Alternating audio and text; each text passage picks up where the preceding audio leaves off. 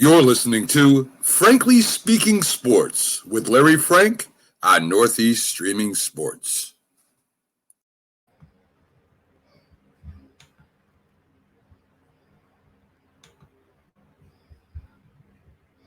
They try to keep its college football playoff aspirations alive, trying to do it in come-from-behind fashion. Minshew in trouble and sacked by Tryon.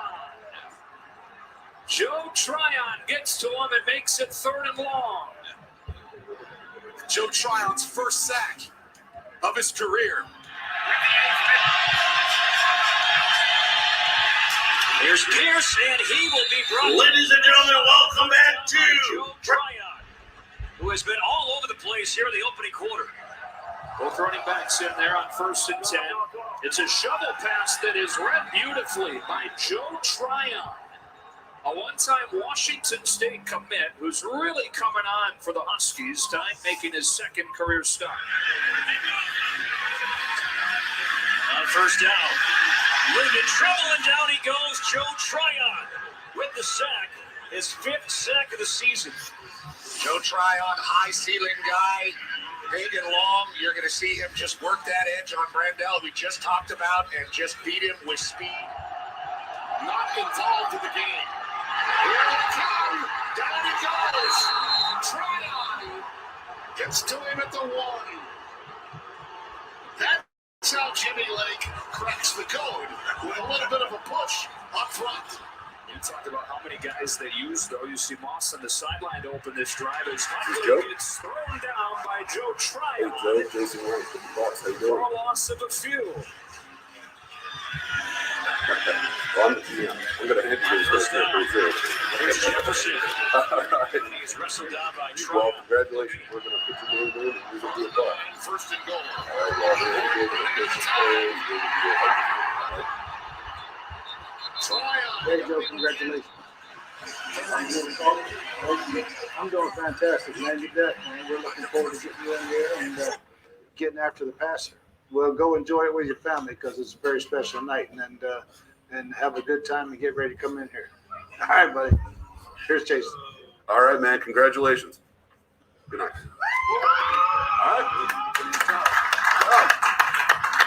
All right, let me see if I can find that now, folks. Stay with me a minute So excited. as I have so much going on here in this stream. I want to thank you all for joining Frankly Speaking Sports today. What a great show. You just heard a couple of highlights in the background.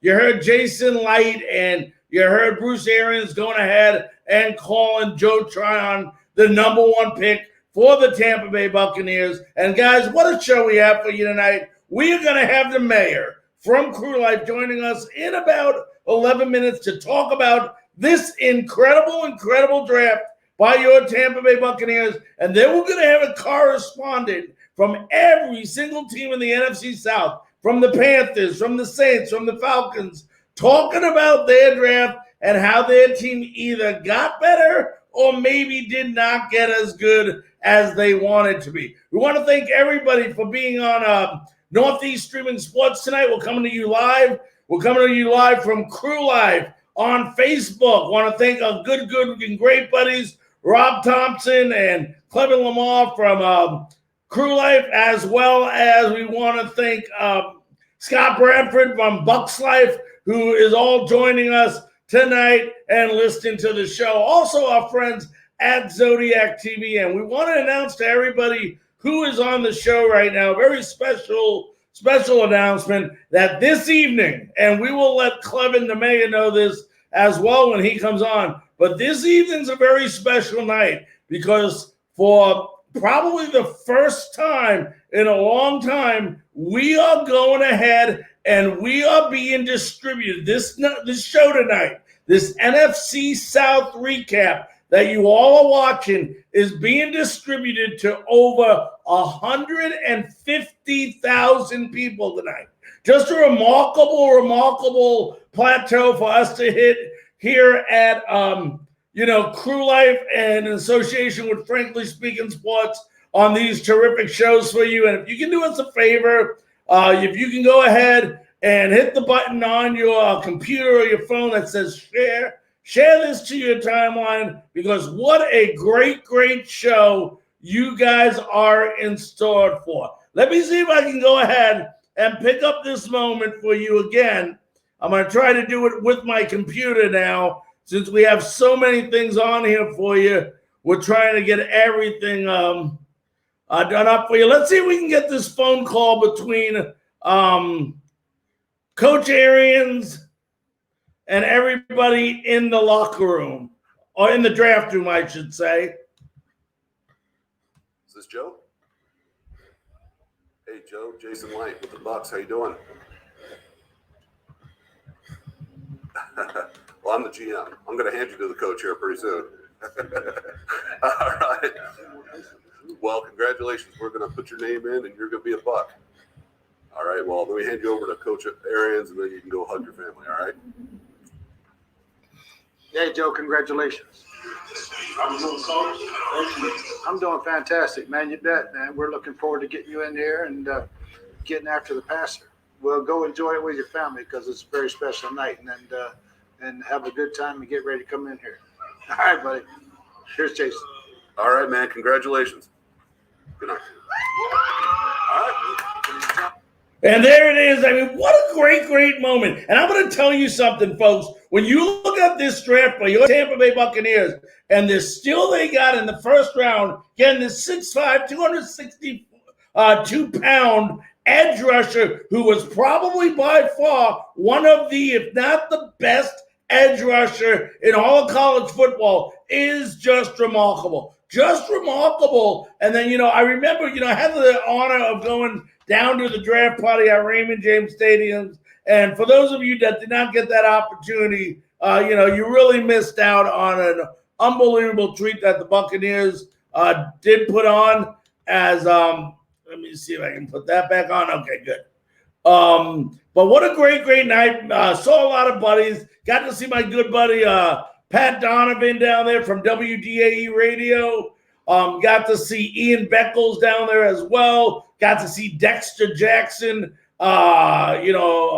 Just to name a few. Just a great, great, great. I believe Brian Ford was there, the COO. So a lot of great people we met while we were there. Myself and a lot of Crew Life representatives went down there. Just a great, great time. And I told everybody, I was on a show earlier that night, and I mentioned on the show that don't be surprised if the Buccaneers go after Kyle Trask. And what did they actually do? On the second pick, they went after Kyle Trask. I'm going to see if we can go ahead and get some more video up for you folks. Got so much video for you tonight. Just an incredible show. Want to make sure we get to it all before Clement Lamar, the mayor, comes on. Let's first see if we can watch some of the highlights from Kyle Pitts when he was in college.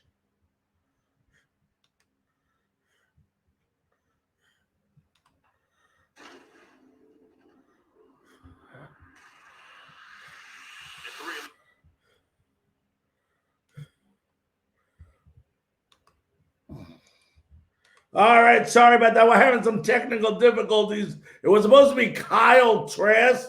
So let me see exactly what these videos are. They may not be in order. I do apologize about that. Let's listen now. Hey, Bruce, just on Kyle Trask, you've had a lot of different quarterbacks. I mean, this guy stays in the pocket pretty much, and he's had to fight his way from backup to starter. Do you like the fact that he's accomplished that in his career? He can do that at this level. Yeah, I really do, Rick. I mean, his competitive spirit, I really do, Rick. I mean, his competitive.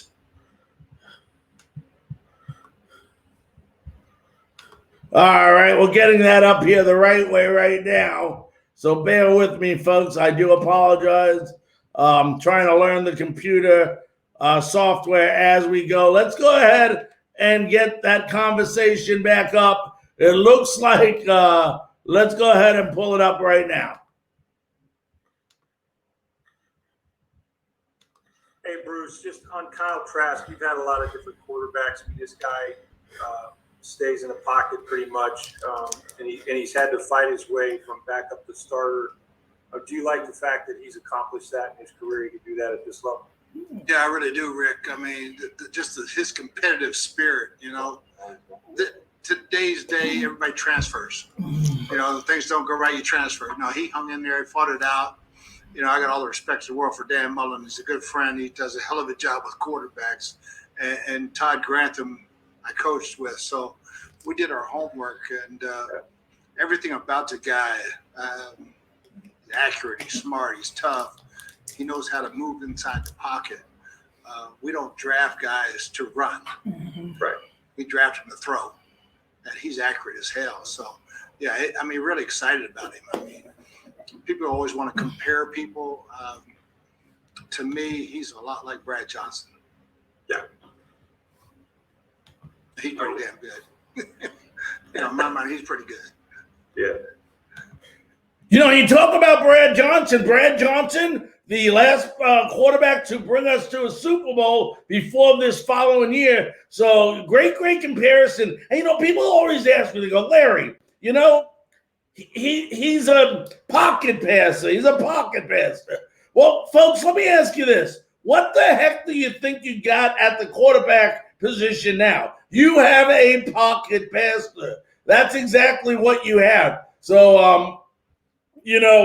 I think it's a great fit. I think it was a great move. I mean, you got to understand, and we'll talk to the mayor in a couple of minutes as he's trying to get on right now. But when you look at the Buccaneers, here's a team returning every single starter on their team. What do you expect them to do? What do you expect the team to have everything to go out and get? The only thing they could do is go ahead and build that depth. And I thought with Joe Tryon, great pickup. You had Kyle Trask at quarterback. Great pickup.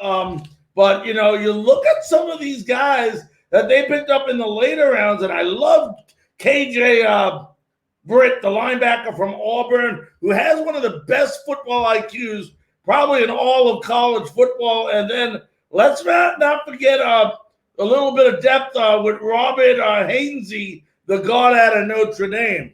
So we're a couple minutes away from having our good buddy on. Let me see if I can put him in the studio. It says add to stream, but we don't see him. So we do not have a camera picture right now on DeMeyer. So that's what we're waiting for.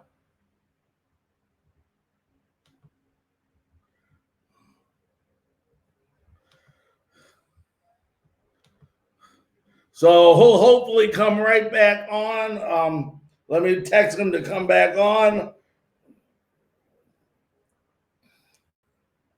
Come back on. No picture. All right. So hope you guys have a great draft. And you look at the draft and you look at something. I do think out of the entire draft, folks, and we're not going to talk about the entire draft today, just the NFC South, but I think the best pick, and I love the guy, and I knew he was going to go to Atlanta, had to be Kyle Pitts. Kyle Pitts, just great guy.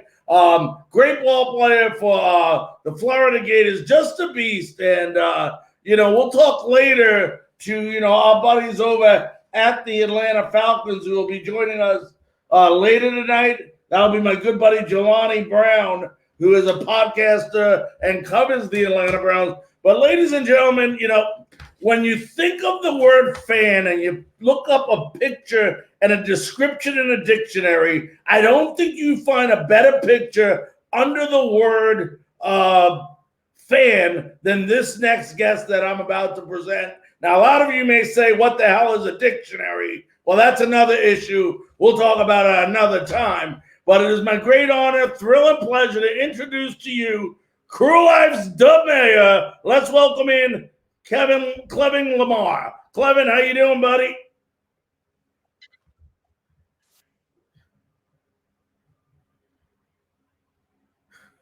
Hey, Larry, how you doing, man?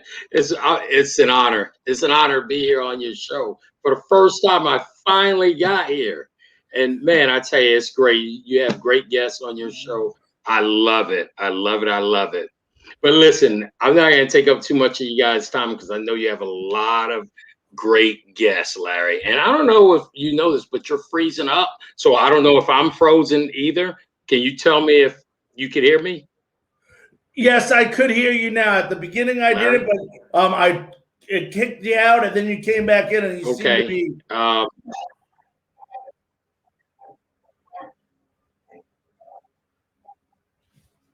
Am I okay now? Okay.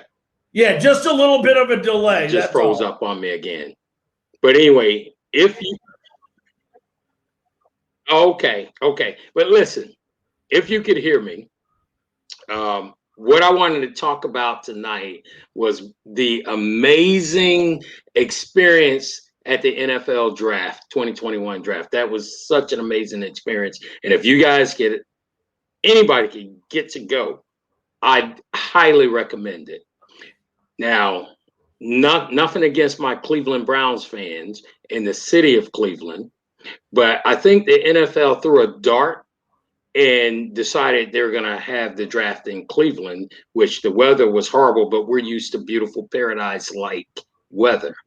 Also, we did not get that in Cleveland. It was so cold. However, we did have an amazing experience up there at the draft.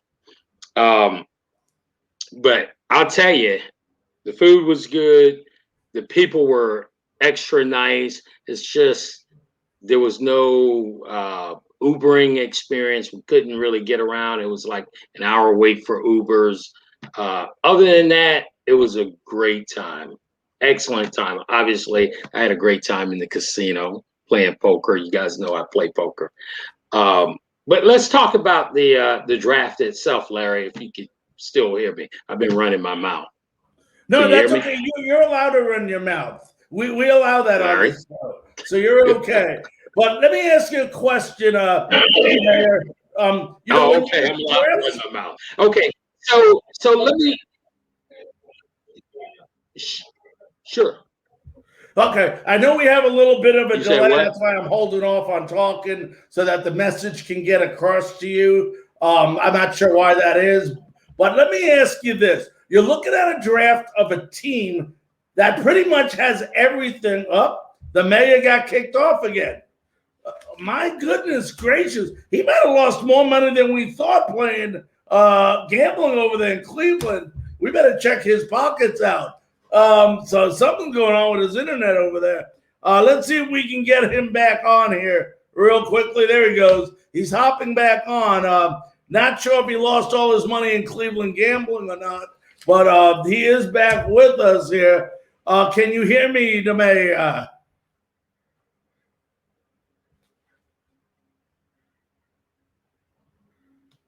I can't hear you. But you're breaking up a little bit, but we're going to try our best. We're going to get through these issues because I really want to conversate with you, Larry, because this is exciting to me. Well, let me know if you can continue to hear me, and I'll stop. Just froze up on me again, buddy. Yeah, it's not freezing up on my end, so I'm not sure what's going on. But you're coming in great. I can hear you. Okay, let me ask you this, Clevin. You know, here's a team that's I can't.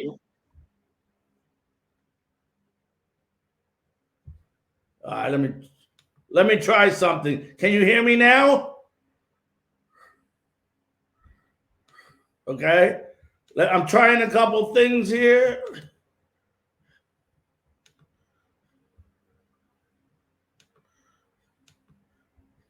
Awesome.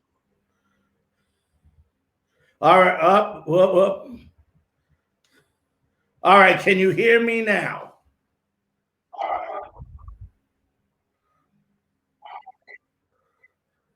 I can hear you, but you're kind of breaking up, but I can hear you a lot better. Okay, I just did some mic settings, but let me ask you a question. If you can hear me. Yep. I'm going to go ahead. I can hear you, so I'm going to go ahead and ask the question. Just count to 5 before your answer, and my question should be completed. It's just we got about a 5-second delay between you and me. That's all it is. It's a video feed problem. So my question to you is, here's a team that has everything. The Buccaneers. All they needed was depth. Tell us how happy you are about the first-round pick of the Tampa Bay Buccaneers being Joe Tryon?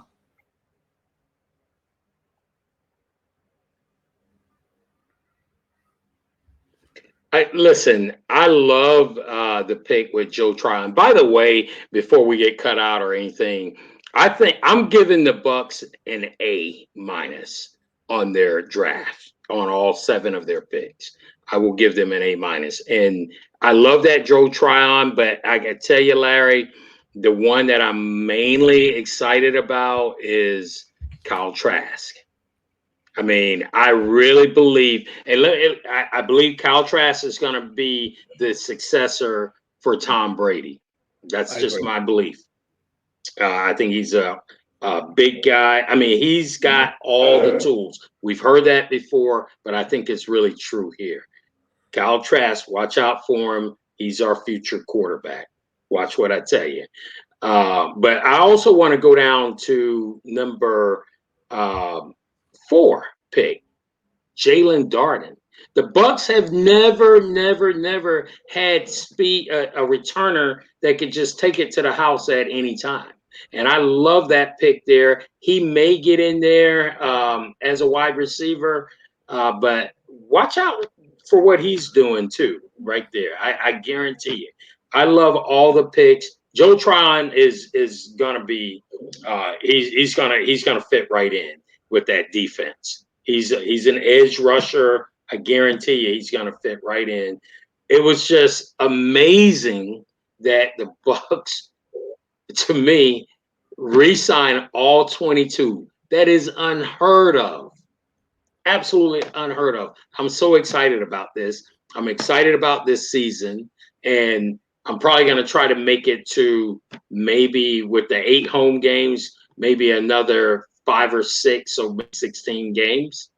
So I mean, this is going to be an incredible season, Larry, and I think you know it as well. You know, I don't know if you could hear me because you froze up again. You got to have me back on. Clement, if you can hear me from here, let me ask you this. For all the fans that are listening to you right now, can you go ahead and explain to them how this trip to Canton, Ohio came about, where you got to go, to Cleveland, Ohio, where you got to go and be part of the draft?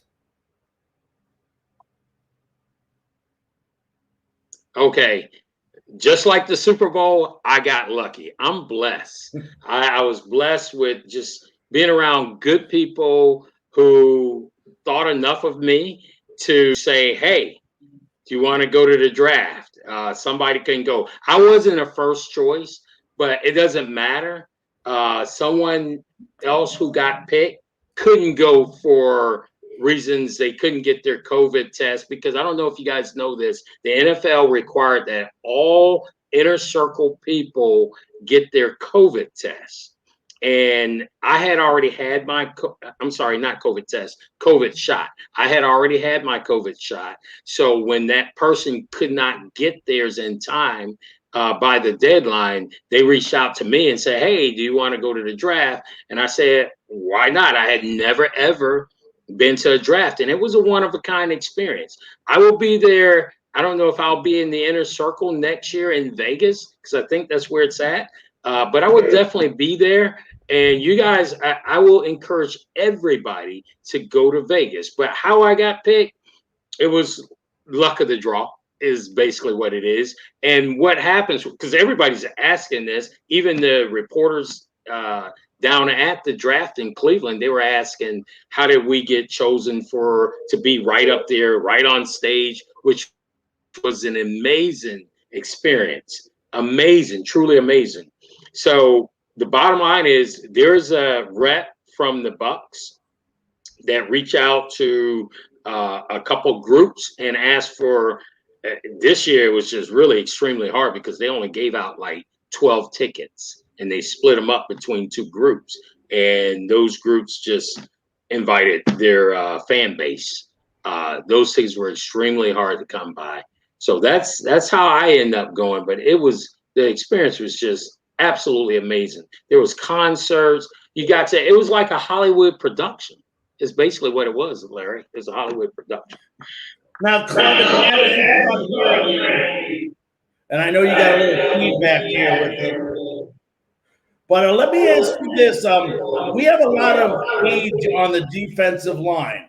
We know what they took in Tryon at the beginning. And then later in the draft, I believe in the 7th round, and a lot of our fans don't know this, that actually 70% of the people that make it in the NFL get drafted in the 3rd round or later. That's an unbelievable statistic. But we took later on, the guy from Auburn, KJ Britt. We took Will Scott. We took Grant Stewart at the end. And here's a team that you got to admit with Sue and Pierre-Paul up there in front. It's getting older. Golston. Yes. Is this possibly the depth they're trying to refill with these guys in case they're not back the following year from next afterwards? And Larry, this is the exact reason why I particularly gave the Bucks an A- in the draft, is because with all 22 back, yes, we are getting older. We got some older players, but you have to think forward. Right. You have to think forward, because if you don't think forward, you're going to be like one and done. So I got to give Jason Light the credit that he deserves for building this team the way he's done it, and there's a building blocks. We have foundation now. So now we just build upon that, and hopefully it stays together for a couple of years. I loved what everybody did. Just that the idea of 22 coming back. You, Larry, that's unheard of. Right. And I was amazed last year when I heard Kansas City was bringing back 20 of 22 players. I went like, holy cow. And I didn't think it could get any better than that. But the one guy I do want to talk about, and you and I seem to be on the same page with this, is I am a big Kyle Trask fan. I've got to see him play when he came in. But one thing everybody's worried about, which doesn't make sense to me, is they say he's a pocket passer. But the last time I watched the Tampa Bay Buccaneers, I thought we had a pocket passer as well named Tom Brady. That's Absolutely. number one. And then number two, the one thing about this guy that you cannot teach, Clevin, is you can't teach poise. And here's a guy that didn't play in high school. A lot of people don't know that. He was a backup quarterback, came in on the biggest stage. And when you look at his statistics versus Trevor Lawrence, he has doubled every single statistic of Trevor Lawrence last year except for turnovers. Here's a guy threw for 4,700 yards, 43 touchdowns, and 5 interceptions. If you look at Trevor Lawrence, he threw for 2,700 yards, and he threw for 23 touchdowns.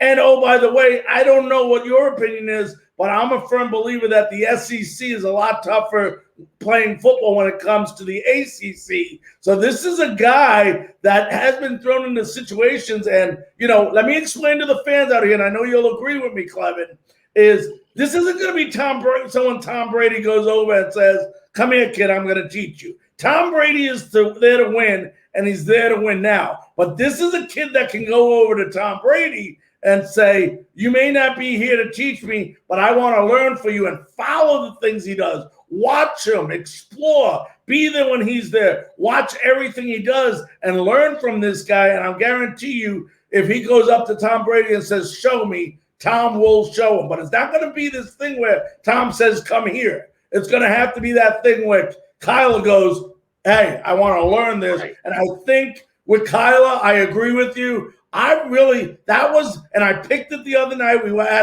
We missed you at the draft party. We were at our own at Raymond James Stadium. And I said, the number 2 pick is going to be Kyle Trask. People thought I was crazy. And I am so happy for this kid, because I really think that he has a brighter future than some of the quarterbacks that went before him.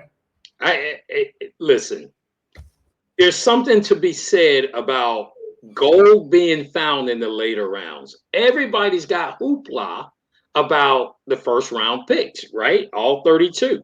Everybody's got hoopla about that. Now, when you got people like Kyle Trask, the KJ Britt, the Jalen Dardens, You never know what you have. Just look at the history. Look at the history of the league and the drafts. There's been first round busts, but there's been gold that's been struck in those later rounds. And I think we struck gold with Kyle Trask. Watch what I tell you. And I agree with you. You nailed it, Larry. You absolutely nailed it. And, some of the other picks on defense, let me ask you this, Clevin, because you know the game just as well as anybody. This is a team, and we know how hard it is to repeat. That's why it's so randomly done in the NFL and sports in general, is because it's so difficult. But you gotta believe in your heart that the only way this team does not get back to the Super Bowl is if it's a complete self-destruction, because they got everybody back, and these aren't guys they got back, Clevin, that are at the end of the career. These are guys that are either at peaking, like the young defensive guys like Devin White, Sean Murphy Bunting, who we saw come out in the playoffs and just completely played a whole different level of football for our defense. Or we got guys that are still at the top of that peak that have a couple of years. So, I think the main thing this team has to do going into 2021 or 2022, whatever you call the season, is basically just, realize that every game is a football game and that every team is going to come out at them with their best because they're the champions. And if they go into every game like that and, looking at the schedule, it doesn't, to me, appear to be an oval. Yes, we got Buffalo. Okay, we got New England, we got the Jets, we got the AFC East. That is not a tough division. It's a better division. But let's not fool ourselves and say that we can't beat those guys. The Bills will be a tough game. They always are. But we have a very favorable schedule for a Super Bowl championship team. And Larry, not only that, we have a very good team. Let's not kid ourselves. Right. We have a very good team. And to your point, the only way we would falter is that old adage, the injury bug. If we get tore up with injuries, there goes our team. Okay? So if we can stay ahead of the injury bug, we will be okay. I believe that we will be back in the Super Bowl. Now, I'm not naive to say that it's going to be easy. It's not. We got to play. You pointed it out. We got to play every game like it's our Super Bowl game, because every team will be after us. Every team is going to play us like it's their Super Bowl. And if we're not up to par, we're going to lose those games. So I think, can we get it back? I'm going to call it and say, yeah. And I'm hoping to be in LA in January or February, whenever it is. But I'm not naive to say that, can we falter during the season or maybe barely make the playoffs and maybe falter in the playoffs because we have a bad game or the injury bug hit us at the last end of the season. If you think about last year, our defense, oh my God, they were just outstanding in the second half of the year. Totally off the chain. I've always said defense wins championships in football games, and that was so true with the Tampa Bay Buccaneers last year with that defense. I tell you, Todd Bowles had those kids on point. Now, before we let you run, let me ask you this question. Actually, there might be a couple left. What do you think of a game 17? Wow. I've talked to people, players. It's hard. I as a fan, I applaud it. I love it. I want it as a fan. But if I was playing, that's hard on the body.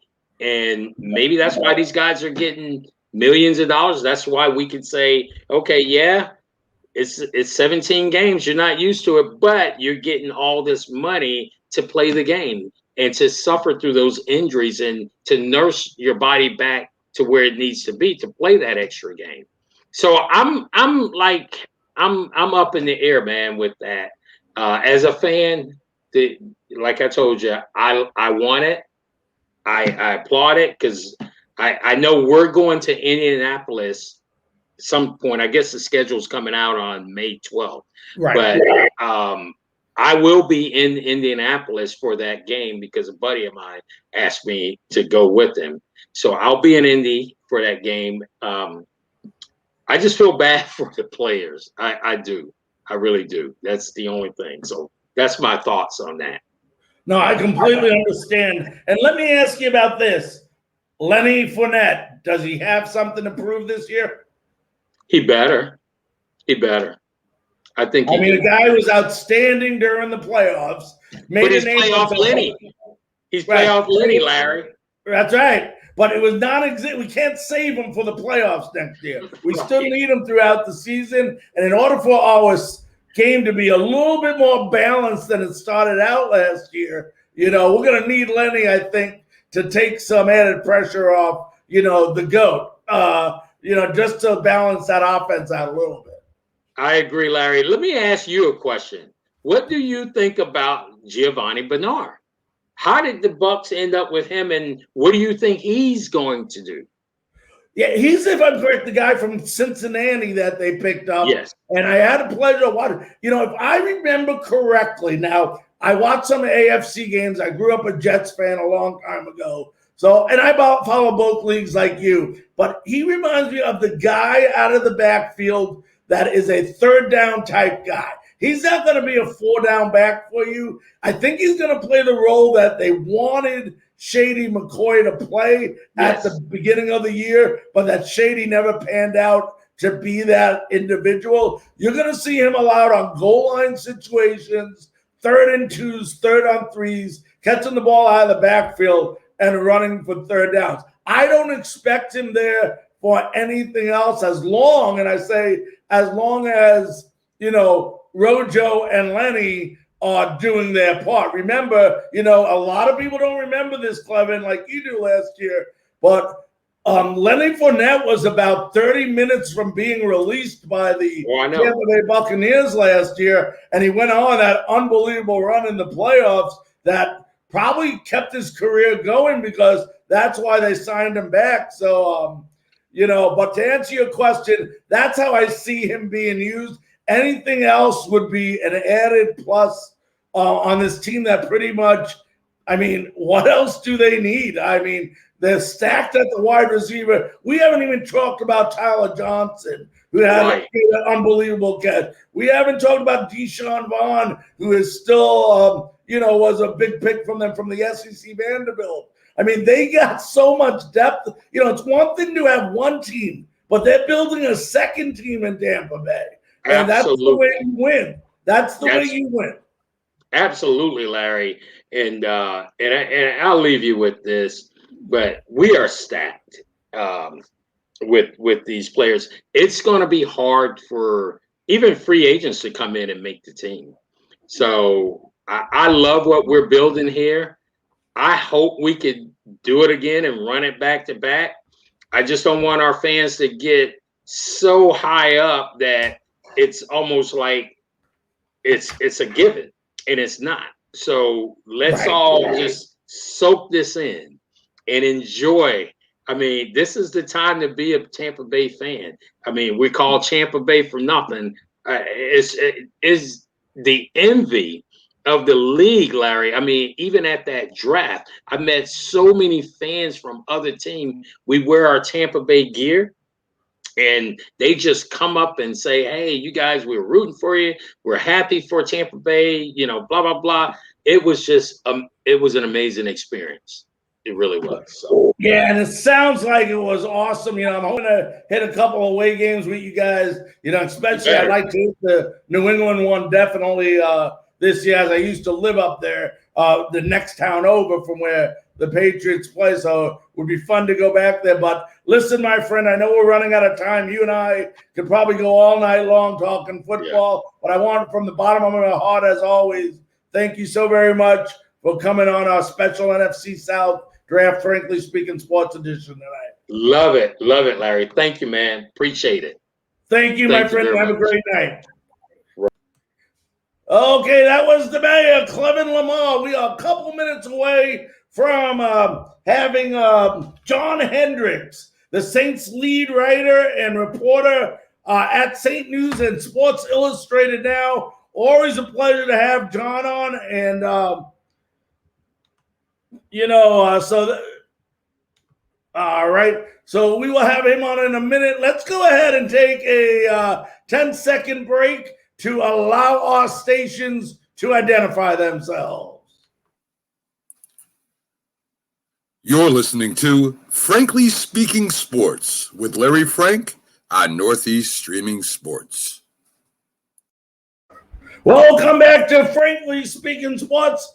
What a great conversation. You heard from not only a Super Bowl champion team, you heard from a Super Bowl champion fan. I mean, Clevin, anything he does is always first class.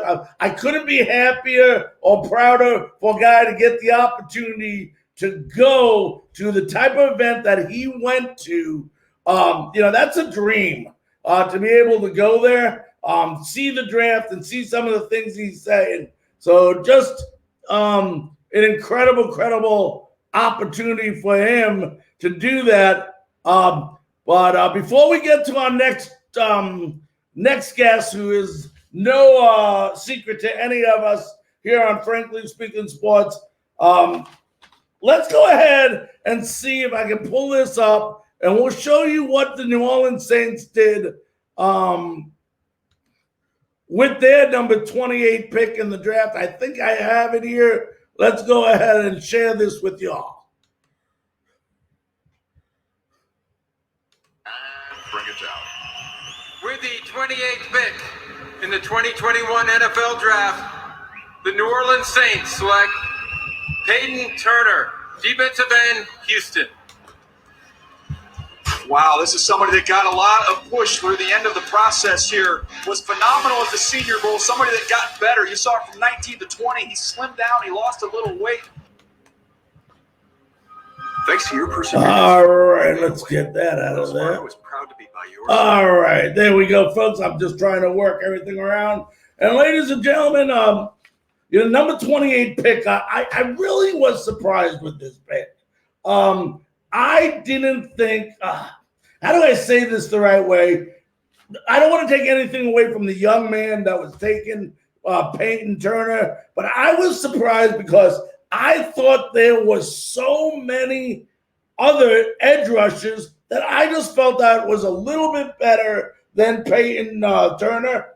And that's not to take anything away from this young man. He's a great player, but let's go ahead and bring in, the writer for the New Orleans Saints, John Hendricks. I'm trying to get, there he is. Okay, trying to get you in there, my friend. All good. How you doing tonight, man? I'm doing great, buddy. How you doing? I'm hanging in there. Just finally caught up on a little bit of sleep because the draft was obviously tireless work, but it was interesting. I'll say that. So it was good to see fans. It was good to see fans in Ohio and stuff like that. So let me ask you this before we get into the picks and stuff. A lot of questions around who is the quarterback of the New Orleans Saints. Obviously, you lost a lot in losing Drew Brees. There's no questions, but it was time. Every quarterback, every legendary quarterback, the time comes to an end. I'm sure probably Roethlisberger might be the next one, or Aaron Rodgers, who knows. But is the void filled, or is there still a quarterback battle in New Orleans? Well, I would just tell you this. This is Jameis Winston's job to lose. I think if you're assessing it on a grade of 100%, he's probably got a 98% chance to be the starter in week one. Look, you got to follow the breadcrumbs. Sean Payton's left a long time. He's been high on Jameis Winston all year. I mean, and he really pumped him up at the end of December. He was on with Jim Trotter and Steve Weish on Inside the Huddle and on the the Huddle and Flow podcast, and he was just talking so well of Jameis. And again, for a guy like that, even with everything that happened, I was one that was like, I would hate it if the Saints traded up to take a quarterback, because again, I'm following all these breadcrumbs that Sean Payton's talked about, Mickey Loomis has talked about. They love their quarterback room. Jameis Winston has done a lot of growing up, and I get it. Everybody's lasting impression is this is the guy who threw 30 picks in 2019. Let's call it for what it is, right? But this past year, man, I'm telling you, I've seen a side of Jameis Winston I haven't seen before, and it's refreshing. And look, I think he's got a great shot to lead this team. I expect him to be the first opening day starter. I expect this job to be his. I expect him to show some good stuff. Now, whether it remains to be a perfect product, I think they're going to need to get him some help besides Michael Thomas. And he's obviously got a great running back there in Alvin Kamara. But look, this is his job to lose. I'm really excited about the concept of Winston starting, and I wouldn't bring too much to the table or believe too much about Taysom Hill taking it from him. Now, let me ask you this. Later on in the draft, and we'll get to the first couple, three, but I believe with their fourth or fifth pick, they took Ian Brooks out of Notre Dame. Do you read into any of that? Yeah, look, Book is a guy who I'll just, again, follow the breadcrumbs, right? This is a guy Drew Brees really talked highly of at Notre Dame, and obviously Brees moved on. He's covering Notre Dame games, and so he saw a lot of good characteristics in him. And look, I think the biggest knock on Book is the fact of his size. He's a 6-foot quarterback, and again, you go run the narrative. Short quarterbacks have no space in this game, or whatever you want to call it. It doesn't matter, but the guy is smart. Again, I'd like to have seen more consistencies from him, but you're talking about a 4th-round pick here. I mean, if he works out, great. I expect him obviously to be the third option. They do have Trevor Siemian on the roster, a veteran. Again, I would be very shocked if he doesn't beat out Siemian there. But look, I think this is a player you're just going to have to see some of his mechanics work. I think he's got room for improvement. I'm not reading too much into it, but at the same time, the reality is the Saints don't have a quarterback on their roster right now besides Book that's on the payroll for 2022. So this is an important year for everybody, right? Because the Taysom Hill, all that stuff with the contract extension and the fictitious number, they could use whatever number it is. They're not paying him $140 million. But Jameis has an opportunity to make some incentive money. I expect him to make some money. I think it's upwards of almost $8 million that he can make in incentives. But with Book, look, it'll be interesting to see how he does in camp. And again, maybe they found somebody that could help be that guy in the future, but it's way too premature. He's a guy I have to have more intel on. I have to see him play more to figure out what Saints saw really. And, again, everybody is different, right? Because you've seen people get drafted that, are supposed to be amazing and they look like crap in camp and stuff like that, but turn it on in the preseason and you got the exact opposite sometimes. So maybe he's a guy. I mean, he could throw. He's not going to kill you with a deep ball, but he seems like he's a pretty accurate passer that can really manage the game. John, before we get into, once again, those first couple picks, I just want to get this quarterback talk over with. Last year, a lot of people read into when Brees went down, Taysom Hill came in and quarterbacked the team.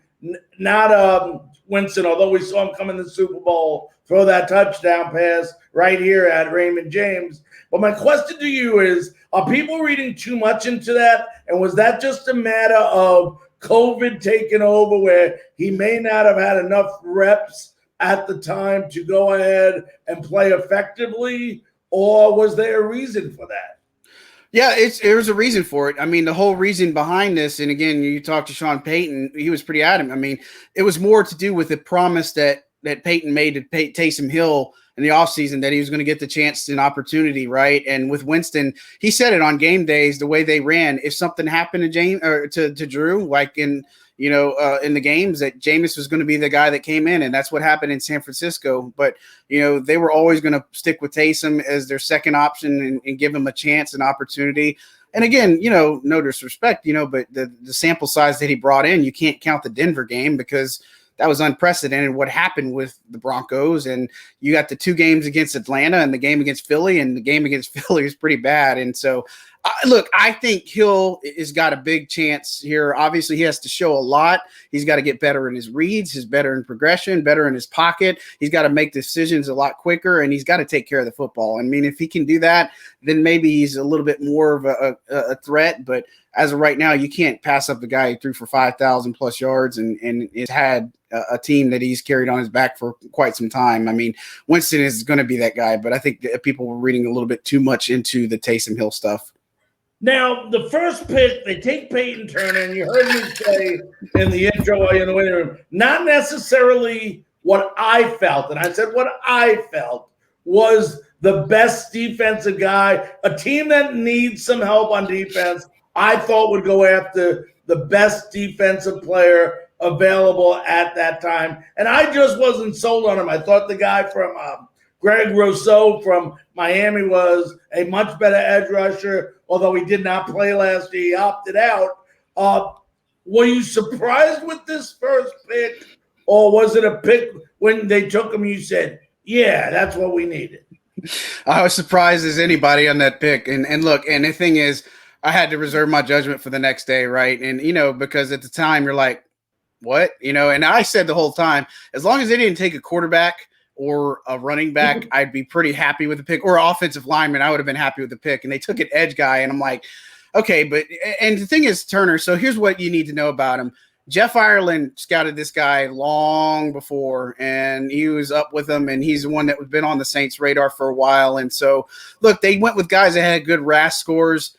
He's one that's a prototype, obviously. He's got incredible wingspan, his size. He can move really good. He can play inside. He can play 3-tech. He can play 9-tech. He can play traditional defensive end. I mean, there's a lot to his game. And so this is what I said when I kind of formulated the opinion, because, look, I know Marcus Davenport, they picked up his 5th-year option, and they have Cam Jordan, and I think the sack production has to come from those two guys.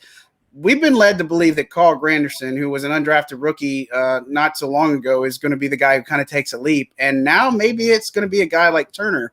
He's very reminiscent and reminds a lot of people of Cam Jordan, the way he plays. They did pick up Teno Passignon as well, and they also re-signed Noah Spence, who got hurt last year. But, look, there's a thing where you can never have too many pass rushers. And, look, I even went so far to say, look, okay, let's just say you got all these Cam Jordan comparisons. With all due respect to Cam, he's under contract to 2023. What if they drafted his replacement? You know what I mean? And so I'm not saying that's going to happen or anything like that. So please, y'all don't kill me or go tell Cam or anything like that. I'm just saying that I could see down the line that this is something that happens. And again, I'm with you. I thought cornerback was going to be the greater need here. I thought linebacker could have been in greater need, because I saw how Alex Anzalone got beat up by the Bucs in that divisional game.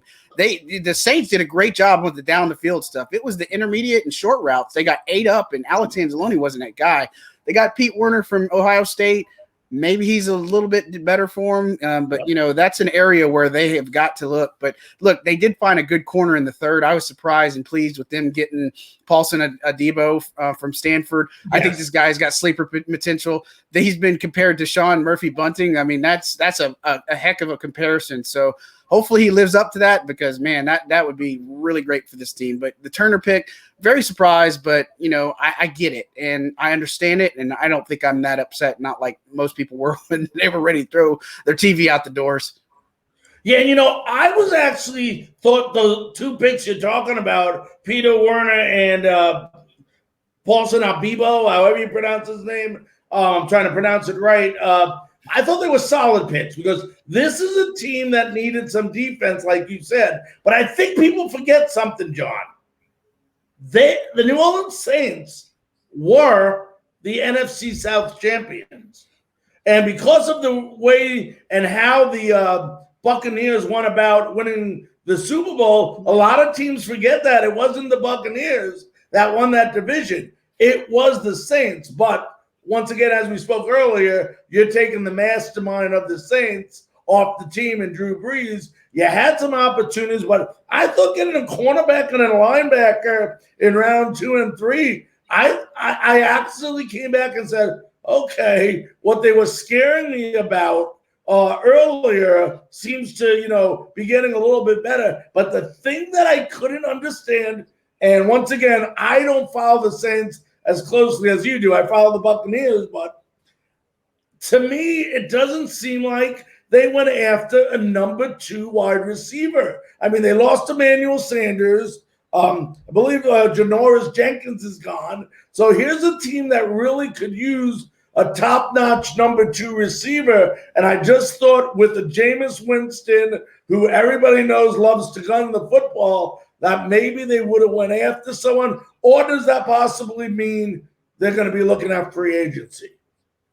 Yeah, look, I'm with you. I've been one of those that's kind of beating the drum for a number 2 receiver too. And look, what I'll say is you talk to guys like Mickey Loomis, the general manager, he loves the wide receivers they have. I think this team is banking a lot on Traquan Smith having a breakout season again, and I think that's something we've been waiting for a while, but I think he's obviously looking for more of a role. Marquez Callaway, their undrafted rookie from Tennessee, came in and did exceptional job last year filling in. I think he's primed for more role. And I think they're going to use Deontay Harris a lot more. I mean, obviously this guy is a burner. He's not just a special teams guy, but he's been working at wide receiver. And so, again, I don't want to say they're good with what they have because I think there's obviously room for improvement. They did take Kawan Baker, a little bit a lesser known guy at South Alabama in the 7th round. He's had, I think it was 12 different quarterbacks when he played his 4 years of college. I'm excited to see this guy play. But again, you're putting a stock in a 7th round guy as being your wide receiver on the team. Probably not realistic. I would say look at some of the receivers that come open. And I think this is a thing that Sean Payton said is like there may be other positions that this team adds in free agency. I think a defensive tackle is important. I think getting a veteran corner like a Casey Hayward or Bashad Breeland, one of those guys that's available would be important for this team. And then looking and see what you got at wide receiver. I mean, again, it's hard because most all the good ones are out there, are gone, the ones that will really make a big impact. But, I could see a huge need for it. I was hoping they would take some type of wide receiver like an Elijah Moore because I'd been happy with that one at 28, but didn't happen. And obviously the draft board, the way it fell has been just absolutely crazy. But I would expect them to look a little bit more, but they also didn't add any undrafted wide receivers to their mix. So probably looking more at free agency. Maybe they'll see what they have with what they got and then maybe roll the dice. But, look, it's going to be a wide receiving core that really doesn't scare anybody. I'll just say that outside of Michael Thomas. And, I think Carlton Davis did a really good job against them last year. So, I mean, it's one of those that you got to be really careful with what you got. But I think they're going to be in for at least 1 or 2 more that add. Yeah, and like you said earlier, not only they did get a cornerback in the 2nd or 3rd round, but they don't have that, like you said, that number 2 cornerback either. I mean, there was needs this team had despite going 12-4 that they lost, after last season. And in a, I just thought with the Saints that with the team, you win with defense. Even the Buccaneers proved that last year. Buccaneers, we know the amazing offense that they put together, but I think all of us, including the fans in New Orleans, will say it was our defense that beat Drew Brees. Was our defense that beat Aaron Rodgers. It was the defense that beat Patrick Mahomes, 3 of the greatest quarterbacks possibly to ever play the game, because it comes down to the defense. And I was surprised because after going the first 3 picks with defense, I don't think they got another defensive guy the entire draft, which surprised me because you and I both know that there's some late round glory stories out there like Tom Brady, who's a 7th round pick, that end up making it. So I was just a little wondering if you were a little surprised that, they went for an offensive tackle later in the draft. They went for Ian Brooks, like we talked about. They went for the wide receiver, which they needed a number 2. But if you win with defense, wouldn't you have gone after maybe a corner if it was available there? Yeah, I think so. And I look, according to what we've heard, that they tried to get into the top 10 to try to take J.C. Horn, but that never materialized because, look, let's face it, what team wanted to move down from 10 to 28? That just doesn't seem realistic, and there's a certain price you have to pay, right? But look, I'm with you, defense. That's what it's a lot of jealousy looking at the Bucs, right? And like Antoine Winfield Jr., he's an amazing safety. There's so many different ones on that Bucs squad, and obviously Devin White, Levante David, all these guys. And again, it is the defense that does it. When it comes down, rubber meets the road. People always want to talk about, well, the offense, blah, blah, blah, blah. But this defense is what really turned the tide and the way they did. And that's a credit to Tampa. Look, because I think I vaguely remember you and I talked about it. I think that was my biggest concerns for Tampa when I started last year's offensive line. Can they protect Brady? And then their secondary, where their secondary going to be good because they had an exceptional front 7. And so their secondary came together. They stepped up in a huge way. But for the Saints, look, you lost Janoris Jenkins. They didn't have an answer on the roster. Patrick Robinson wasn't going to take full-time reps, and they re-signed P.J. Williams, but he's more of a hybrid, used all over the field place, and some of their other guys just weren't going to take those snaps. And you have Marshawn Lattimore, and obviously had that off the field incident, and we don't know if he's going to face league discipline yet, but or what the outcome is going to be from that. But look, I was glad that they at least addressed the position with a guy like Adebo in the third. I think he has true potential. This was a good, strong, deep defensive back class. I feel like they're going to have some pieces, but in the same breath, there's a lot of guys that are virtual unknowns that are going to be expected to step up on this roster next year. And look, they did a great job this season. All everybody talked about was, oh my gosh, the Saints are $100 million over cap. There's no way they can do this. There's no way they can pull this off, but they did. And, of the moves, besides, losing Quan Alexander, which was never going to be an option for them to keep it, the one that really hurt was Janoris Jenkins. And that's where all the cornerback talk came in, and he got scooped up really quick by Tennessee. So look, I'm interested to see how it all unfolds. But look, this is going to be a different team this season, and it's kind of exciting to be able to cover them and not know what to expect. So I'm really happy for that. Without us looking too much into it, because it's still early. I mean, we got all the camps and everything that's need to go on. Way too early to predict what's going to happen next year. But is the team capable with the depth and the team they have now to repeat as NFC South champs, or do they need to fill those missing pieces before getting there? Yeah, I don't know if I'd go as far as to say division champs. I think that's got to be Tampa as the favorite right there. And look, I think Atlanta's going to make a push. Carolina's going to make a huge push, right, with Sam Darnold. So I think this year, realistically, if I had to say it right now, the best way for the Saints is through the wild card. I just feel like it's the way they're going to have to make it. I don't expect a dominant big season, maybe a ceiling of 11 wins right now, if you had to ask. Maybe more of a 10-7, if you will, or 11-6 since we have a 17th game. But, look, I just don't know enough really. I feel good about who they have because, look, let's break down. They have a stellar offensive line. They have a great running backs room.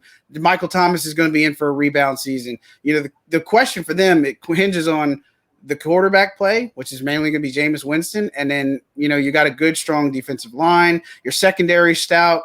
Linebacker is the only other real concern that I have, is because you got to have somebody play opposite of Demario Davis. Pete Werner should hopefully pin in and be a little better. I know they're like guys like Chase Hansen, think that he might do more with them.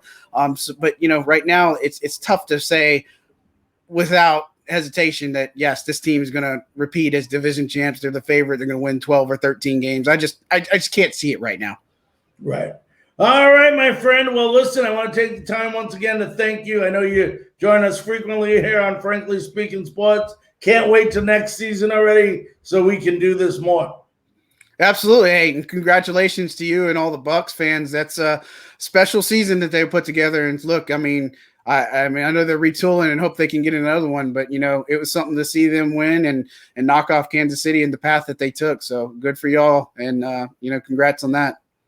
All right, my friend, stay safe. All right, you too.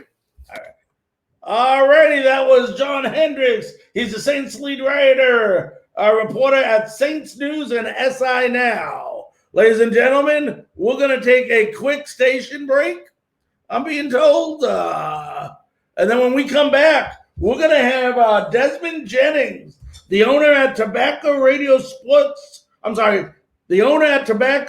Road Sports Radio, say that fast, and owner at Livewire Media Group. So let's go ahead and see if I can get this lined up for a station break. And we'll be right back. You're listening to Frankly Speaking Sports with Larry Frank on Northeast Streaming Sports.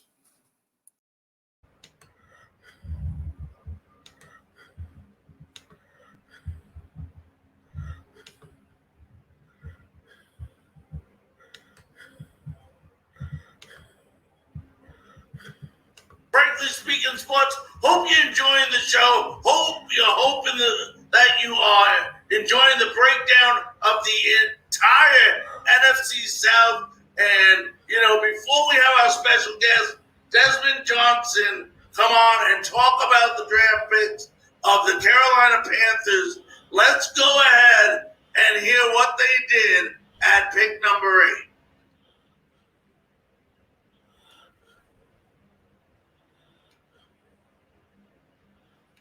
With the 8th pick in the 2021 NFL Draft, the Carolina Panthers select J.C. Horn, defensive back, South Carolina. So it was J.C. Horn, and, let's get that out of here. I'm learning a lot of different things today. And with that pick, I think it definitely was a pick that was needed. I mean, J.C. Horn's, was somebody that they needed to get a big playmaker for a new quarterback, Sam Darnold. Let's go ahead and bring in the owner at Tobacco Road Sports Radio, owner at Live Wire Media Group. He covers the Carolina Panthers. Let's bring in our good buddy, Desmond Johnson. Desmond, how you doing today, buddy? Hey, man, doing pretty good. Just getting through the aftermath of the 2021 draft. And just trying to process everything the Panthers did over the past weekend. How you been? I've been good, buddy. Been good. It's been kind of exciting watching the draft. And let me ask you, doesn't it feel good to see the draft being done the way it should be done after the virtual one we had last year? You know what? Honestly, I didn't mind the virtual last year. I was actually kind of a fan of it, the way it was. It was good to see fans, back out there, though, just having that interaction with the fans. I thought it was awesome that Roger Goodell basically came out like Vince McMahon and tried to rile the crowd at the very beginning as they were booing him as he got started. He seemed to really have missed it. So I thought that was pretty cool, the interaction with them and the fans in the first round especially. Before we get to J.C. Horn, before the draft, obviously, big news out of Carolina is the acquisition of Sam Darnold from the New York Jets. And then right after the first round, they go ahead and they pick up the fifth-year option on Darnold. Does this tell everybody that Sam Darnold right now is the man in Carolina? You know what's funny? As I've poked around and talked to Panther fans this week, they're kind of divided between, they should have picked Justin Fields in the first round and they should have picked something else, like a tackle or something in the first round, instead of actual Horn, which was probably the best value. The Panthers have basically made it clear that Sam Darnold is their choice, and they have for the past, really since they traded for him. So this notion that they spent all that draft collateral to bring Sam Darnold in, who's 25 years old, 24, 25, by the way. He's only played 3 years in the league. To suggest, for some people to suggest that the Panthers did not intend to go all in with Sam Darnold by bringing him here after giving up a second, a fourth, and a sixth. It's kind of crazy when you think back on it. They kind of made clear that Darnold was their guy. Now, I will say this, after seeing the dominoes fall on Thursday night, General Manager Scott Fitterer for the Panthers had mentioned in their last press conference that there was one quarterback that they were interested in. Everyone just assumed that was Justin Fields. Looking back on it, I think it was Trey Lance. That was the guy that if he fell to 8, if they were going to pick him. If you look back at how the top 10 started out, San Francisco grabs Lance at 3, so that could take him off the Panthers board. In theory, that would put Penei Sewell at the top of the list for the Panthers. He gets picked before the Panthers pick. So at that point, the top quarterback you want is gone. The left tackle you want is gone. You don't want to reach for Rashawn Slater. You weren't very high on Mac Jones, even though you saw him at the Senior Bowl. You coached him at the Senior Bowl. So you already know what you know about Mac Jones and didn't want to give him an 8. And for whatever reasons, they didn't want Justin Fields for the same thing. And they had Sam Darnold. So they went with best on their board, and that was J.C. Horn. And I'm pretty happy with the pick, to be honest. I'm actually really happy with their entire draft and everything they did. I'm sure we'll get into some of those parameters here shortly. And, you talk about J.C. Horn, obviously the son of Joe Horn. They used to play with the Saints and a couple other teams. But the Panthers needed a shutdown corner. I don't think that was any question, and I think they made that very clear even before they went into the draft. They obviously made it clear by their selection. But, here's a franchise that was, only had, I think, 7 interceptions last year. They were getting beat, And, I know you mentioned just J.C. Horn, but talk about how he immediately fits into this defensive scheme of the Carolina Panthers. Well, he was one of the best press corners in the draft. And his name escapes me, but Denver took him at 9, right after us. The other cornerback that was highly rated. I can't remember his name off the top of my head right now, but that shows me that in some form, those two cornerbacks were going to go in those next 3 picks, because immediately after Denver picked their cornerback, after we picked Horn, Dallas traded out of the top 10. So that makes me think that they were waiting for one of those cornerbacks too. That's one of the reasons why the Panthers drafted Horn at 8, because they must have gotten some kind of inclination that Dallas was hot on his heels, Denver was hot on his heels. If they wanted that guy, they needed to get him at 8. That's why they didn't trade back. I've heard a lot of Panther fans go, well, they could have just traded back and got a quarterback, the teams or whatever. That's true, but they wouldn't have gotten the quarterback they wanted. And I think people are misplacing trading back to get a guy to fill a slot and staying in your slot to get the guy that you actually want. And that's what the Panthers did. They wanted Horn from South Carolina, a local product. He's not going to sell tickets or anything, but they didn't draft him to sell tickets. They drafted him to stop the parade of wide receivers in the NFC South running amok on the Panther defense, especially the secondary, which was a complete mess last year. Literally, they were starting guys that pulled off the street 3 days prior at points during the season because of injuries. So if Dante Jackson is healthy, because he was banged up all year with a toe injury, which can affect the cornerback severely. If Dante Jackson's healthy, you've got a combo of Dante Jackson and Horn at cornerback, and immediately elevate the cornerback tandem to me, top 10 status in the league. And in a division, the NFC South, that's got the GOAT and Tom Brady running around still. You got former MVP and Matt Ryan running around still. I know he threw 30 interceptions the last time he started 16 games, but he also threw 30 touchdowns. James Winston, he's a former Heisman winner. And you've got some of the top wide receivers in the game in this division. Michael Thomas, and you guys have like a plethora of wide receivers that we have to worry about covering. So it made sense for them to go cornerback at that point after the 2 guys I think that were at the top of their board had already been drafted. And they went best player available based on their board, and I can't really complain with the pick. It was a need, and it was a good pick. And I think Horn will be a day 1 starter.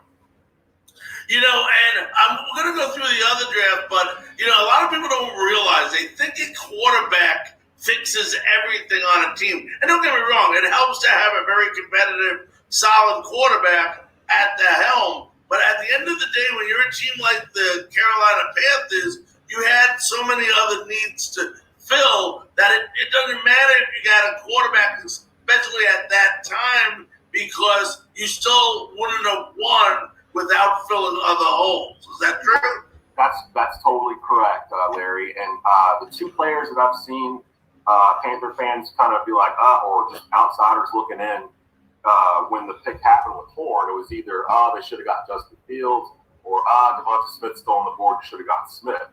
And for me, I'm kind of like, well, they didn't need a wide receiver. They have 2,000-yard wide receivers right now, Robbie Anderson and DJ Moore, and they just picked up the 5th-year option on DJ Moore earlier in the day on Thursday. So that didn't tell people they weren't going to go wide receiver at the first, unless Jalen Waddle had dropped to 8. That's probably the only one that they might have caused that. But even then, I don't believe the Panthers were even thinking about wide receiver in the first round, because the draft was so thick with wide receivers, they didn't really need to waste that spot on the 8 for Smith. Again, you already have 2,000-yard receivers and Anderson and Moore. You're going to have Christian McCaffrey coming back, which is basically another slot receiver / running back, and you got to assume he's going to be fully healthy. And they just didn't need that position. They needed cornerback. They needed a guy that could potentially shut off half the field. So whenever I see people say, you should have got Devonta Smith, I always think, those people didn't watch these Panthers last year, and Panther fans pleading for the defense to get off the field. It got to a point where literally everyone was just going back and forth up and down the field on the defense until really the last 4 or 5 games of the season. But it was painful to watch in terms of not being able to stop anyone, especially in the passing game. So that's why they didn't go after Smith. That's why they didn't draft Fields. They already had Darnold in place. And they're behind Sam Darnold. They extended him on Saturday morning. So he's going to have 2 years basically to prove his worth, and he's going to have more weapons than he's ever had in his professional career in this Carolina offense. They really stacked it in the later rounds for him, talent-wise. So no excuses for Sam Darnold. If you can't pull it off here with Joe Brady running this offense and a top 3 running back and McCaffrey behind him, a decent offensive line, and 2 1,000-yard receivers, one of which he's already played with Robbie Anderson, then he's just not going to be an NFL quarterback. But I think they've got him set up for success in Carolina going forward. Yeah, well, you talked about the receiver and the 2 great receivers you already have in Carolina, and he said, yes, they didn't go after the first round. Did it surprise you that they picked Terrence Marshall, the 6'2" wide receiver who had 48 catches, 731 yards, 10 touchdowns? Did it surprise you that they went after that receiver for the 59th pick? No, because of what they did before they drafted him. Scott Fitter, the general manager of the Panthers, he put in work on this draft. We came in with 7 picks. We left with 11. And it was basically watching what he learned in Seattle over a decade with a twist and a little sprinkling of Matt Rule on top, where the Panthers were able to basically look at the entire board. And, Fitter said something really interesting in that press conference a couple weeks ago, too, where he said, really, there's only about, in every draft, only about 16 to 18 guys that are really, truly first-round graded talent. And then after that, once you get to about pick 20 to around pick 40, pick 55, pick 60, all those guys are kind of the same talent-wise in terms of talent level. So it's okay for you to be at pick 25 and to trade down to 36 and to pick up an extra third and that kind of thing. And that's basically what the Panthers did. They traded down until they got to a point where they didn't want to trade down anymore, picked up an extra third, and they're drafting a guy that Joe Brady's familiar with. He played at LSU. They like his size, 6'3", 200 pounds. He's very familiar with Joe Brady's offense. He just played in it. So I think it was a good pick. It's a comfort pick. I think that they'll have a good shot of making 3rd or 4th receiver on this team with Curtis Samuel now gone. They had a slot that they needed to fill. Although there's a guy later on in the draft from South Carolina they picked that might end up being that kind of burner type guy. But I thought it was a good pick. They needed somebody that had a little size to him, kind of move the chain possession type receiver, and I think that'll be the role that Marshall will play if he wants it, if he wants for it, and get the spot with the team.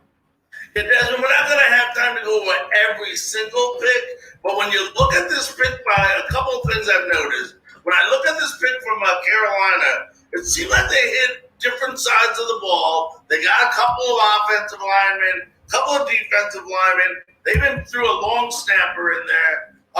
So this team is a team that filled quite a few voids that they needed. But I'm going to tell you the guy that seems to excite me, and of course, Horn excites me. He's the number 1 pick. But I mean somebody that other teams may have overlooked that I think is going to play a major role, especially on goal line situations for Carolina. I'd love to get your feedback on him before we let you run here. Is the running back out of Oklahoma, Chuba Hubbard, last year catching the ball. He had 53 catches, 479 yards, and 3 touchdowns. And, yes, you have McCaffrey. We know he's hurt. Obviously, he's been hurt. But here's a guy that can complement him well on 3rd down situations when you need to go ahead and get a couple yards for that first down. Yeah, I would agree. I think last year kind of taught the Panthers that they couldn't rely on McCaffrey running the ball, 35 times a game, or even touch the ball 35 times a game for that matter. I think if they can settle into that old school Emmitt Smith model, give him 20 touches, rushing the ball, and give him a couple of plays in the passing game, I think he'll be fine. But I don't think that the Panthers need to have McCaffrey out there. He's not a 3-down back. He is a 3-down back, but he doesn't need to be a 3-down back in this game. I was extremely surprised and pleasantly surprised with the Chuba Hubbard pick. I'm not saying he was the leading rusher in NCAA last year. He's a hard-nosed runner, physical. It'll be a perfect complement to McCaffrey, almost like a thunder and lightning type thing. Kind of reminds me of I watch 30 for 30 films all the time, and I was rewatching Trojan War, the one on the USC Trojans, Carroll Trojans, and I kind of picture McCaffrey and Hubbard almost being like that Reggie Bush, Lindell White type of combo. You don't really see very often in the NFL anymore. A lot of places went to platoon backs when the Panthers did this before with Jonathan Stewart and D'Angelo Williams. They kind of brought back the platoon running back system for the league, and then the whole league started kind of doing that. Then the Panthers went back to a one-back type thing with McCaffrey after they shipped Stewart out. And now I think they're starting to realize they need another guy to go with McCaffrey to keep the wear and tear off his tires. And I think Hubbard was perfect, great value in the 4th round. I have to mention, too, I love the 2 offensive linemen they picked. Brady Christensen from BYU. He was Zach Wilson's left tackle at BYU. So in all the film you see of Zach Wilson, you're going to see Christian on the left side blocking for him. And then the kid from Alabama, the offensive lineman, Deontay Brown. A massive human being that they found late in the round. So they ended up getting they got 2 offensive linemen. They got the best blocking tight end in the draft, Tommy Tremble out of Notre Dame. Picked up a couple wide receivers. Even got that long snapper in there because our long snapper's getting a little long in the tooth. So why not promote competition? And that's really what the Panthers are trying to do over the past 2 years. If you look at the free agents they signed this offseason, they're all 1 year, 2 year type deals, like little short type deals. Nobody got like a long term type anything. And then you go look and see what they actually drafted. The Panthers are trying to create competition within their team at spots with young, hungry guys, either young drafted guys that have been All-Americans or All-Conference type guys that are used to being top dudes, or guys that are hungry, that have been cut someplace or traded someplace, and they want to prove themselves to get a longer deal. So you got all these guys that are going to be fighting each other for these 52 spots, and Matt Rule's hoping he can mold out of that the best 52 guys that he can have. And I honestly, man, I really like what they're doing. It's refreshing compared to the coaching regimes from before. They're staying young. The Panthers are the youngest team in the NFL once next year. They average like 24 years of age, so the future's in front of them. It will come down to Darnold and how quickly he masters Joe Brady's offense. But for a guy like Darnold, if he's as smart as they say he is, he should be able to acclimate pretty quickly. And Phil Snow's defense has got a lot of reinforcements in this draft and in free agency. The Panthers lost. They were like 2-8 in games decided by 1 touchdown or less last year. So it's not like they're very far off from being a playoff contender or a problem. They just had a lot of depth issues and injuries. This year, I think they really went into it trying to address the depth issue at some of those key hot spots. And they're going to be competitive. I don't want to sit here in May and say what they will do, or if they will get there, but they will be a competitive, feisty team under Matt Rule, and I think they'll take a step forward this year. We got about 60 seconds, Desmond. Let me ask you the final question is, first of all, I know you're happy about the draft, but do me a favor. In your opinion, give me your ranking on how Carolina did from A to F in the draft, and is there any position that you would have liked them to maybe pick somebody up in a later round that they didn't do? Overall, I honestly have to give the Panthers an A for the draft, considering that they picked up 4 extra draft picks in this draft, and they weren't like they picked up one was like in the 6th, and I think they used that in the long snapper. But most of the movement they did garnered picks in the middle of this draft, like the 3rd round, 4th round, 5th round, and they picked up a lot of value in those rounds. So some of these guys that they actually drafted, I was kind of going through, like Deontay Brown was first team All SEC. Bill Hoskins, they get the 7th. Davion Nixon was all Big 10. Chuba Hubbard was all Big 12. I'm just kind of going through what they picked up in all of this, and I'm just like, I don't really see any holes. Like they basically checked off everything they wanted to check off in this draft, and basically the main thing too, they paid off the Sam Darnold trade. They basically got Sam Darnold for a 2nd round pick because they picked back up the 4th round pick. They picked back up the 6th round pick that they sent to the Jets and other trades in this draft. So getting a starter at under the age of 25 for a 2nd round pick when you got kind of stuck with Teddy Bridgewater, that was a huge deal. So all those moves combined, I got to give them an A for their efforts in the draft. All right, my friend. Well, listen, I want to thank you once again for joining us on Frankly Speaking Sports. It's always a pleasure talking Carolina Panthers football with you. Hey, man, anytime you need me, you know where to find me. And keep pounding, Panther fans. Hopefully our little playoff drought will be over here soon. All right, my friend. We'll talk later. Have a great day. Thank you. That was Desmond Johnson, owner at Tobacco Road Sports Radio and owner at Live Wire Media Group, joining us to discuss the Carolina Panthers. Ladies and gentlemen,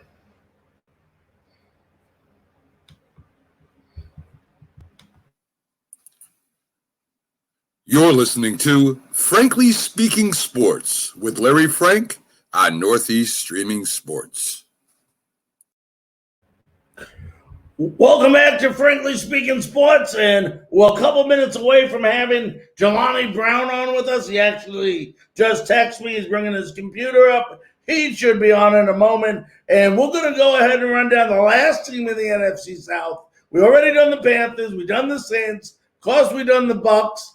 We're going to break down the Atlanta Falcons, who probably had, by far, I know I can speak for myself, I call him one of my favorite players to watch in the last couple of years. Played for the Florida Gators, and that was tight end Kyle Pitts. So as we wait for Jelani, let's go ahead and watch a couple of highlights from the Atlanta Falcons' first-round pick.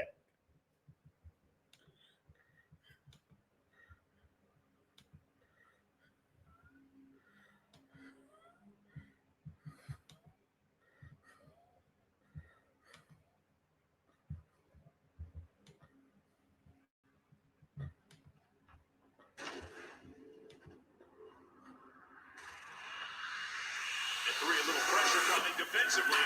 They try to heat up traffic. What a catch by Pitts. Wow, he went stretch mode on that.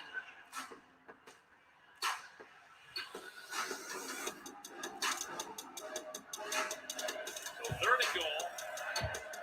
Trask. End zone shot. And Pitts got it. Touchdown. Two defenders.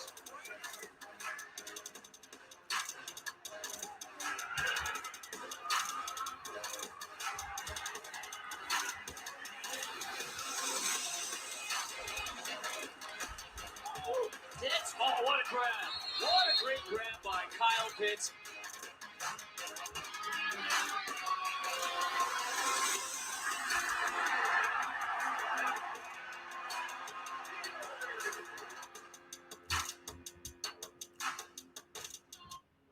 Yeah, what a great pick. And we're a couple seconds away from having Jelani Brown on with us.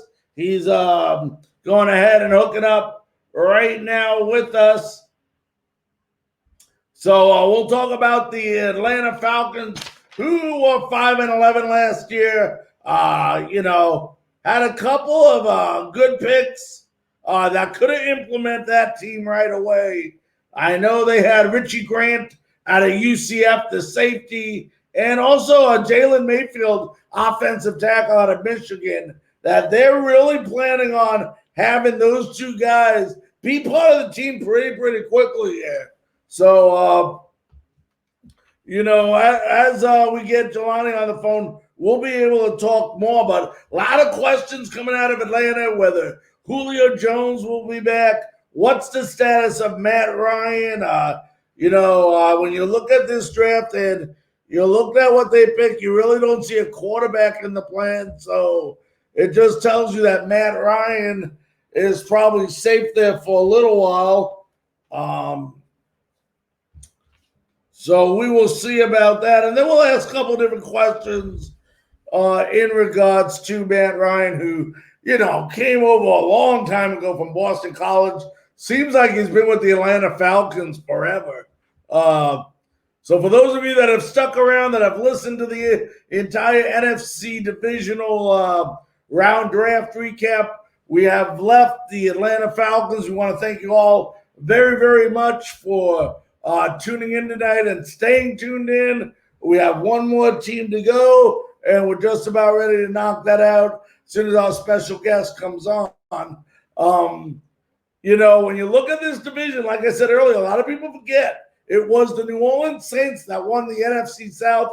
And I know fans from Tampa Bay hate hearing that, but a fact was a fact. So, this year, don't think the Tampa Bay Buccaneers, don't have anything to prove because they won the Super Bowl. Yes, they won the highest, glorious, most prestigious football award out there that you can win, but yet they did not win their division. And you know that the division is definitely going to be something on their mind. So, ladies and gentlemen, we just showed some highlights of Kyle Pitts. It is my great honor, thrill, and pleasure to go ahead and introduce to you a guy that runs an unbelievable podcast. He covers many different sports, including the Atlanta Hawks, and one of them also being the Atlanta Falcons. Let's welcome in, let me see if I can put him in here, Jelani Brown. Jelani, how you doing today? Good, sir. How you doing today, man? Hey, I'm doing great, buddy. First of all, I want to thank you very, very much for joining us late in the evening on, I guess it's Monday still. Yeah. Happy to have you. Been a busy weekend for all of us football fans that love this time of year. No different for the Atlanta Falcons. But when you look at this draft, and before we get into a couple of the picks, Johnny, because by far they had one of my favorite picks in the entire draft, but were you surprised that nowhere in the draft did they look at a quarterback to possibly replace down the road Matt Ryan? Yes and no. I figured, of course, there was early rumblings about Arthur Smith and Terry Fontenot, like whether they saw eye to eye on, who they should pick at 4. I think Fontenot wanted a quarterback, either Fields and Lance, and Arthur Smith, of course, wanted Pitts, obviously, and ultimately they settled on Pitts. But I figured maybe with one of the later picks, maybe the 6th round, because we had one pick there.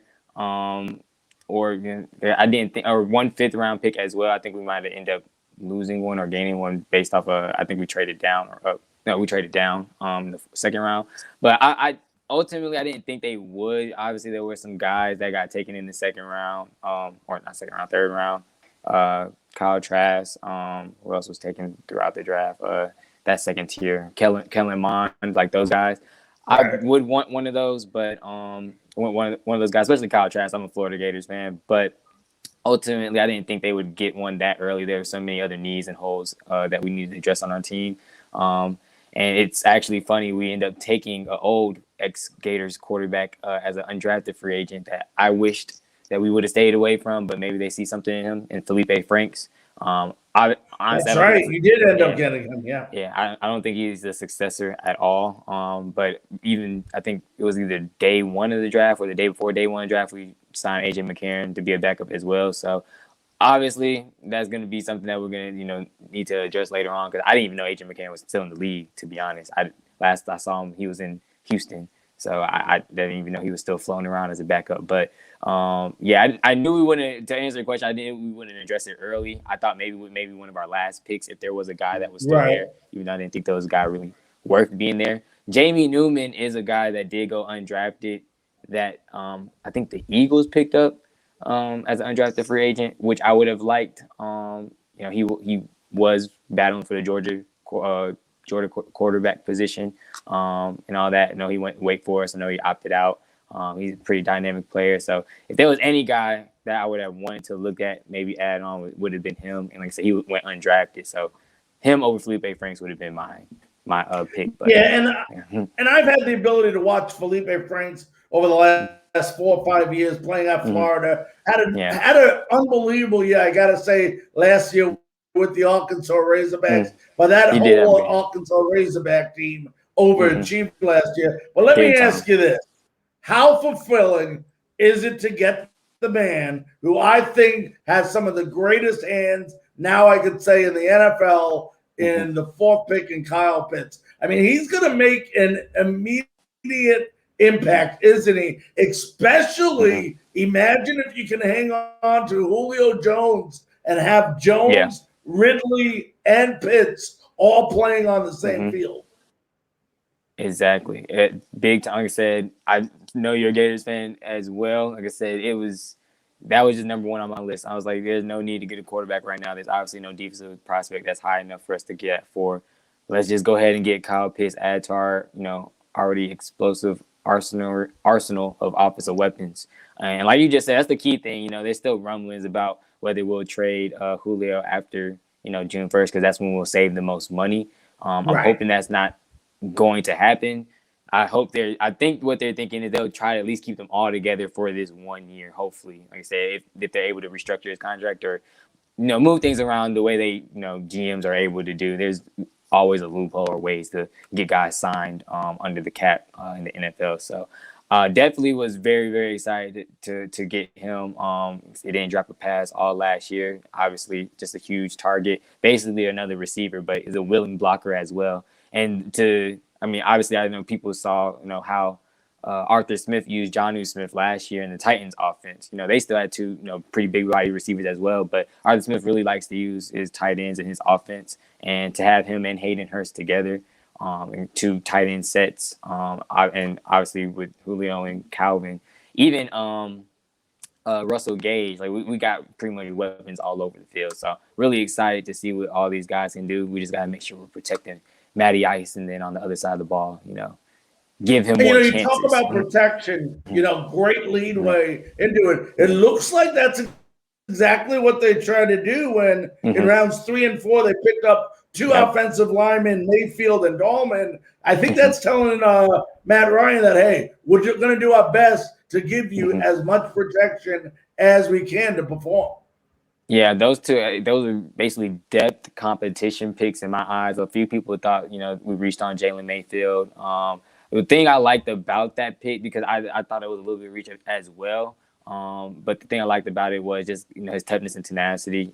He's played against some pretty good edge rushers in the Big Ten. I know they're planning on moving him inside because technique-wise, he's not really fit to be a tackle. Plus, we're already kind of set at tackle with drafting McGarry. And also still have Jake Matthews on the books. So I liked it just because, like I said, the guys he's faced, they say he'd be good. He's pretty much a guard at the next level. He's nasty. He's big. He's tough. And that's one thing our offensive line is missing. I feel like at times throughout the years, we've had a lot of nice guys on the line. So just bringing them in and giving, the guys some competition, because I think right now the only spot we have open is our left guard spot. And it's either going to be him or Matt Hennessy. Vying for that spot, I think. I forgot his name, but we had him last year as well on the line. So I like that pick in ways, and then also with Dahlman as well. Like I said, just giving the center competition with Matt Hennessy or Matt Gono, just giving one of those guys a run for their money. Just depth and competition is what we need, and like I just said, just nastiness, and also guys that can both protect in the pass and protect in the run, because we're going to probably be doing a lot of play action this year, but also trying to run the ball down some guys' throats this year as well. So really glad. And they added also some defense. Yeah, they also added some defense, it looks like, with Richie Grant. I know the guy you might know him as well from UCF, the safety, but I like the guy they picked up in round 5. They got him from Notre Dame late. He's an edge rusher / defensive end called Adetokunbo. I think you pronounce it Ahundes. And he's very physical. Yeah, he's a beast out there. Now, what kind of pass rush is this Atlanta Falcons team going to have next year? Because, the one thing about Dante Fowler Jr., the former Jacksonville Jaguar, we've seen him play great, and we've seen him play not so great. Which one are we going to have next year? I'm really hoping with the new defensive scheme change and Dean Pease coming in that we're going to see the guy that we signed for 4 years, $64 million. The thing about him is he just, because we said we've seen him at Florida, he's a little bit undersized to be an edge rusher, but what I've noticed, especially coming from that Ram squad, is he can't really be a number one guy, and that's kind of the money that we gave him. Was expecting him to be over here, was a number one pass rush guy. I guess we were expecting him and Tack to kind of be that tandem, but Tack wasn't really that guy either. So I was like, I knew, especially early on in the season, it wasn't really gonna work. So he has to have somebody kind of on that other side to take off some pressure from him, to open up things for him. And that's kind of what Grady Jarrett does a little bit, but he still needs somebody else on the other side because Grady just can't do it all. But I am expecting a big year from him. We did add a lot of depth on the defensive line, and like I said, with the scheme change, I think that should help a little bit as well. I'm really excited about also the guy that you named. I ain't gonna try to say his name because I'm gonna butcher it, but also the guy that they added from Texas, Taquan Graham.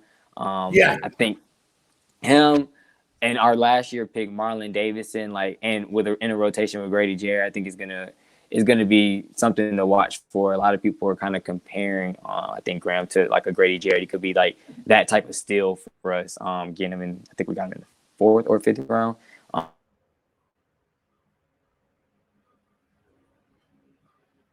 You still there, my friend?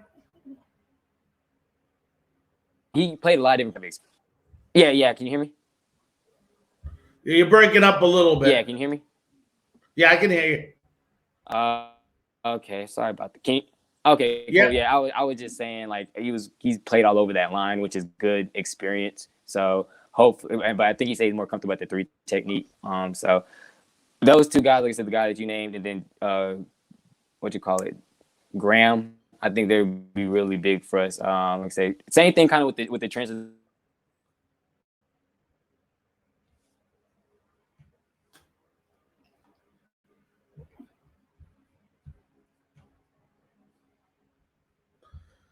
All right, looks like we lost Jelani. Yeah, let's see if he comes back up here now in a sec. Jelani, you still there? Oh, there we go. Yeah, there I'm still here. Sorry about that. I don't know what's going on.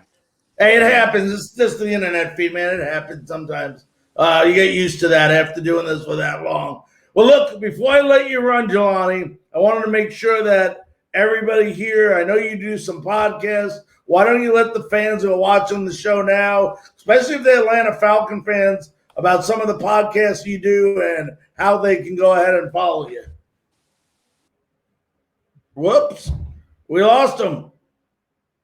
All right, that was Jelani Brown.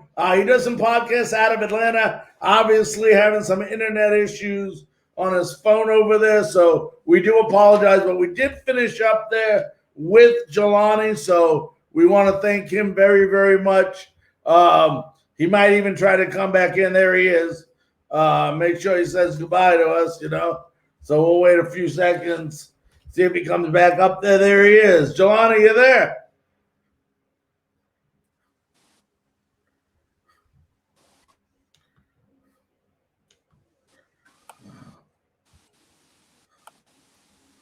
But anyway.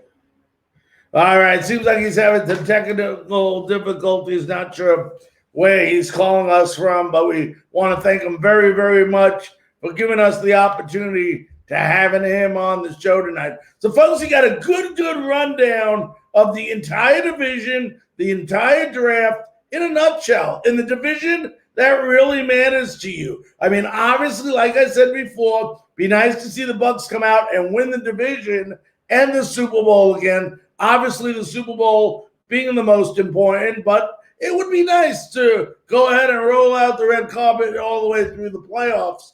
But, every team is going to be coming at us now. Everybody needs to remember that. It doesn't matter. You are the Super Bowl champs, and on the given night that other team is scheduled to play you, they want to come in and they want to kick your butt. It doesn't matter. It's a different game. It's a different adrenaline, and they'll be playing you like they are, which they will be, playing the best team in the National Football League. So you got to rise to the occasion just like they're going to rise to the occasion, because success doesn't come as often as people think, unless maybe you're Tom Brady. But other than that, it doesn't come that often. So they need to take advantage. They got everybody coming back this year. It should be exciting. I mean, we're a couple of months away from football. We're in May now. So June, July, we start back up in,